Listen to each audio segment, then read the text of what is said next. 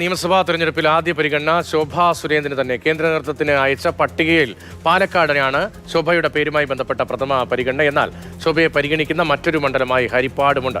വട്ടിയൂർക്കാവിൽ ശ്രീലേഖയ്ക്ക് പ്രഥമ പരിഗണന. പ്രശാന്ത് കൃഷ്ണവിവരങ്ങളുമായി ചേരുന്നുണ്ട്. പ്രശാന്ത്, സംസ്ഥാന ഘടകം കേന്ദ്ര ഘടകത്തിന് അയച്ച കത്തിൽ പാലക്കാട്ട് ശോഭാ സുരേന്ദ്രൻ ഉൾപ്പെടെ എവിടെയൊക്കെ ആരെല്ലാം? BJP കേന്ദ്ര പാർലമെന്ററി ബോർഡിന്റെ അംഗീകാരത്തിനായി സംസ്ഥാന നേതൃത്വം അയച്ചിട്ടുള്ളത്. കേരളത്തിൽ വിജയസാധ്യതയുള്ള സ്ഥാനാർത്ഥികളിൽ ഏറ്റവും പരിഗണനയുള്ള ഒരു സ്ഥാനാർത്ഥി എന്നത് ശോഭാ സുരേന്ദ്രനാണ്. BJPയുടെ തീപ്പൊരി നേതാവാണ്, വനിതാ നേതാവാണ്. അപ്പോൾ ശോഭാ സുരേന്ദ്രനെ പരിഗണിക്കാൻ പറ്റിയ മണ്ഡലം പാലക്കാടാണ് എന്നത് തിരിച്ചറിഞ്ഞാണ്, അല്ലെങ്കിൽ ആ ഒരു വിലയിരുത്തലിന്റെ അടിസ്ഥാനത്തിലാണ് പാലക്കാട്ടെ സ്ഥാനാർത്ഥി പട്ടികയിൽ ഒന്നാമത്തെ പരിഗണന ശോഭാ സുരേന്ദ്രന്റെ തന്നെയാണ്.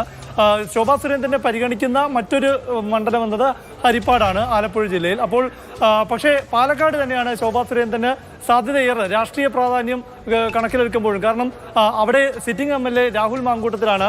ബലാത്സംഗ കേസുകളിൽ പ്രതിയായി രാഹുൽ മാങ്കൂട്ടത്തിനെ കോൺഗ്രസ് മാറ്റി നിർത്തിയ സാഹചര്യം. അപ്പോൾ ഒരു രാഷ്ട്രീയ മത്സരം, ഒരു വനിതയെ ഇറക്കിയുള്ളൊരു മത്സരം അവിടെ അനുകൂല ഘടകമാകും എന്ന വിലയിരുത്തലിന്റെ കൂടെ അടിസ്ഥാനത്തിൽ തന്നെയാണ് പാലക്കാട് ശോഭാ സുരേന്ദ്രന്റെ പേരിന് ഒന്നാമത്തെ പരിഗണന നൽകിയിരിക്കുന്നത്.